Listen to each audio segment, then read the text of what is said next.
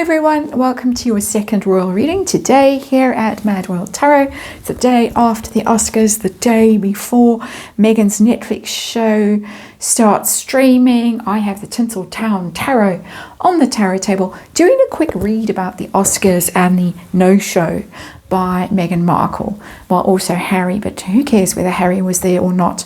I don't think Harry is even remotely interested in going to these things unless he's assured of getting an award himself at them. So this is really Meghan as a no-show. Lady C a few weeks ago had a story about Meghan trying to weasel her way into the lineup at the Oscars so that she could do a piece on the LA fires and her views as a local, and then promote her cooking show, her lifestyle show. It's not a cooking show. And according to Lady C, Netflix was running interference, stopping her from doing this. And of course, she wasn't there. I think we all knew she wasn't going to be there. There was a feeble attempt at a will they, won't they in the lead up to the Oscars, but no one was buying it. No sign of the Parkles. No one missed them. Nobody expected them there. They weren't at any of the after parties or the before parties. We're going to have a quick look with the Tinseltown Tarot. Have I shown it to you? Can't remember. Show it again. Tinseltown Tarot, and just see if Meghan really was hoping to get herself on that red carpet or even on that stage making a speech as the orchestra played and tried to chase her off the stage. I don't bother to watch the Oscars. Don't know about you. Haven't watched them in years. Just can't believe the state of the celebrity world, the state of cinema.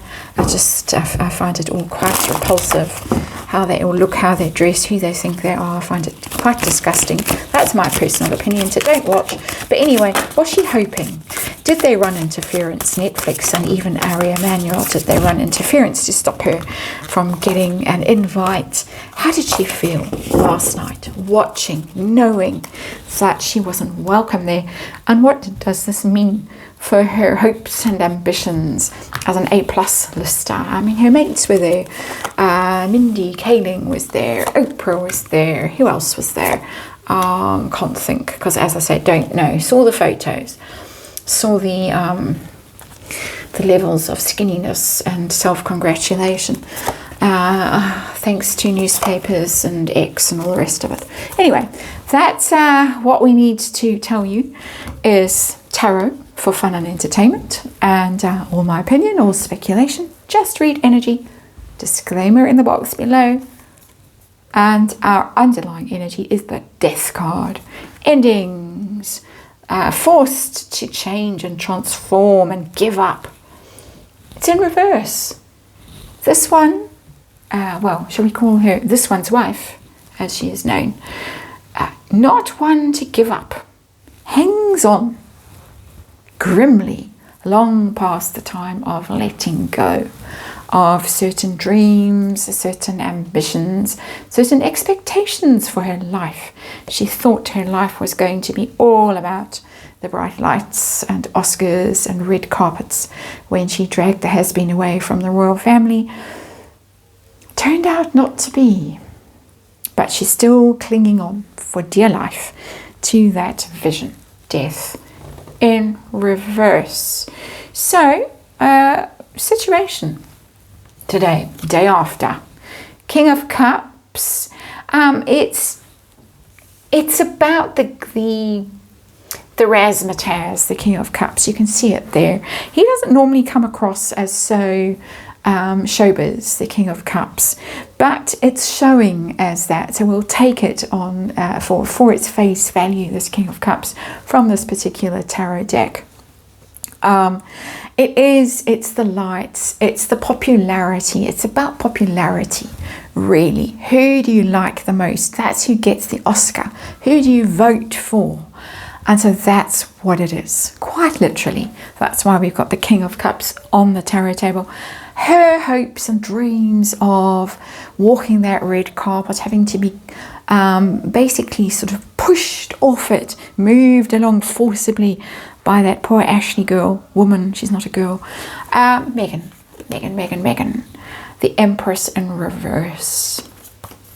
And we've already got woe Really would have loved to be there. There she is in her evening gown, her designer gown, showing off, look at me. And aren't I popular? Aren't I the most valuable asset? Here, that's the Empress, the most beloved, the most sexy, the most beautiful, the most desirable, the most famous, all that stuff, but it's in reverse.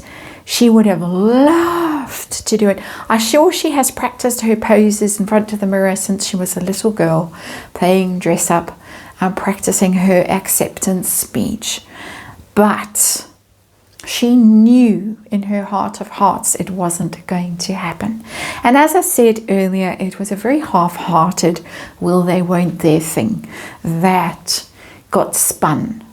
And you wouldn't have even noticed it unless you were actively looking for it, which I was. So there it is, not popular, not wanted, not sexy, not desirable, not famous, not successful, not invited.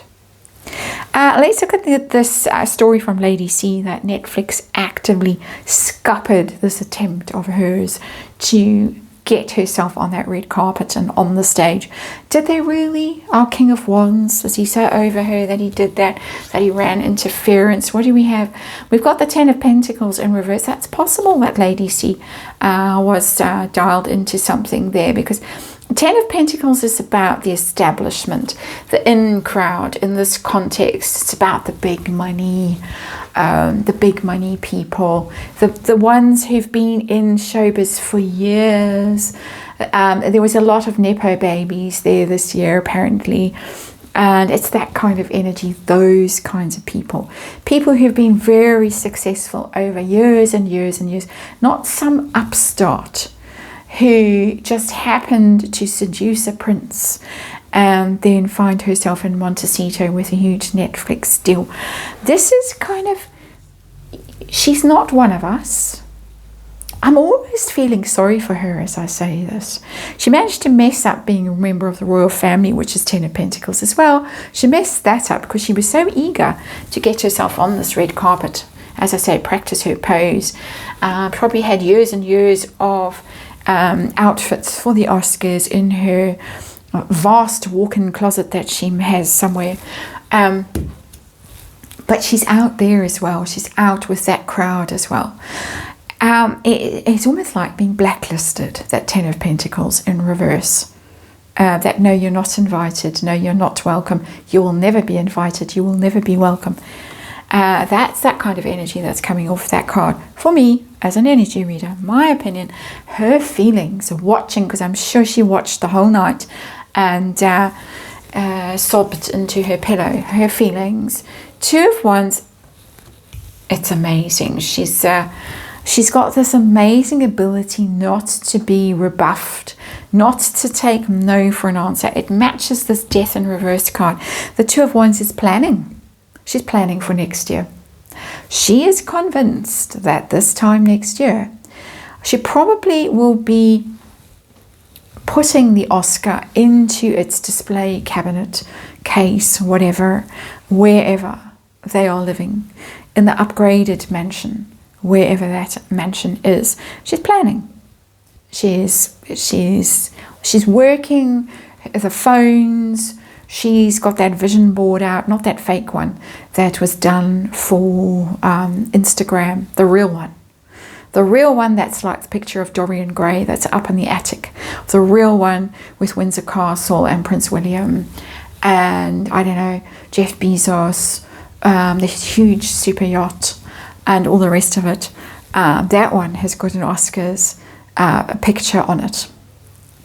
That one has probably got the acceptance speech taped. It's written out and it's written in that cursive, that calligraphy of hers on that vision board. There it is, Two of Wands. Her ambitions, as I say, they are still here. Death card in reverse, Two of Wands. Where are those ambitions going to lead in terms of being an A+ lister ever? Welcome at the Oscars ever. She's going to crack this Six of Swords. No, she's not going to crack it. Six of Swords is a leaving energy, a moving on from something, transitioning. it can mean transitioning quite literally with that card. And I don't mean it in this context. I'm not even going to say it. I've shown you. For those who might have missed the moment. I have never felt that energy before. I got goosebumps when I said that. Just saying. Very, very, very bad energy. But back to the normal energy of that Six of Swords is leaving, is going away, is moving, putting distance between yourself and something difficult. So it could be that she actually leaves this world. Oops, I didn't mean that. That she leaves showbiz and she finds something else to do. I say that because of the previous reading and how she's going to react when this show launches tomorrow and it's a huge flop, despite all the hate watching it's going to get, when she realizes that she is basically an outcast. That's my take on the situation. That's what the cards are telling me. It's consistent energy. Cards have been telling me this for a long time. It's going to be an absolute flop. And just to confirm it, I'm getting the Chariot in reverse. It's looking at me, and the Sun in reverse as well. Just negativity on the deck that's staring at me. Ambitions dashed, road blocked, hope lost, all that stuff. It's telling me that she might have to go somewhere else. She might have to go and live somewhere else. She might have to start a completely different life in a completely different arena as a result of this blacklisting, shunning, whatever is going on in that world. If she's been shunned and she stays living in Montecito, it's going to be very, very difficult, especially if there's a divorce that happens. She's not going to make it there. She's got to go somewhere else. She's got to go to New York. She's got to go to Europe. She's got to go to Nigeria or Ghana or wherever. And she's got to start a different life somewhere else. This is a big energy that's coming through. And we might start to see the story that starts to unfold. I did read about the Ghana thing, the rumor that they were looking there a while ago. I read on that. It's coming back to me now. Is that wheels might be churning. If this is a complete disaster and Montecito is suddenly way too small for a failed Netflix cooking show host, influencer, whatever, you got to move. She's done it before. She's well practiced at packing her suitcases and moving on. That's the energy that's coming through for me as an energy reader. That's the reading. Thanks for watching, and I'll see you again tomorrow.